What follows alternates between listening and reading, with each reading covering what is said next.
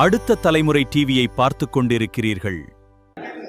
சேலம் மாநகர மாவட்ட காங்கிரஸ் கட்சியினுடைய தலைவராக சாரதா தேவி மாணிக்கமாகிய நான் இருக்கின்றேன். நான் சேலம் மாநகராட்சியினுடைய துணை மேயராக இருந்து வருகின்றேன்.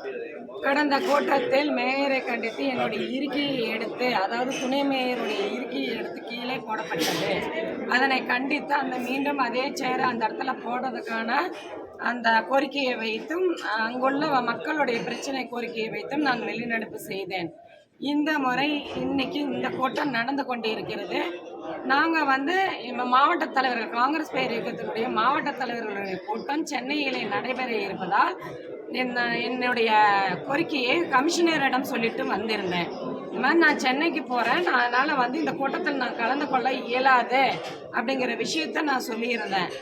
இதன் காரணமாக இன்னைக்கு மேயர் துணை மேயர் என்னுடைய நாற்காலியை கீழே இறக்கி போடப்பட்டு இருக்கிறது. இது ரொம்ப வன்மையாக கண்டிக்கின்றேன். மேயருடைய அராஜக போகை கண்டிக்கின்றேன்.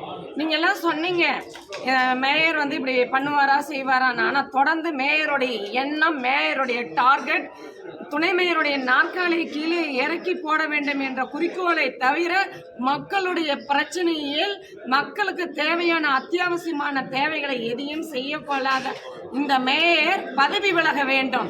காங்கிரஸ் கட்சி இதனை வன்மையாக கண்டிக்கிறது. அதே போன்ற எங்களுடைய தலைமையில் மாநில தலைவர் மாணிக்கம் தாக்கூர் அவர்களிடமும் தமிழ்நாடு காங்கிரஸ் கமிட்டி தலைவர் அவர்களிடமும் சொல்லுவோம்.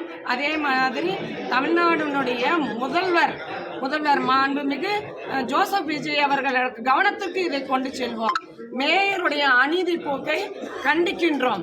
அதே சமயத்தில் பெண்கள் என்று பாராமல் தொடர்ந்து எனக்கு அவமானமும் கேவலமும் என்னை கேவலப்படுத்துகின்ற செயல்பாடை மிகவும் வன்மையாக கண்டிக்கின்றேன்.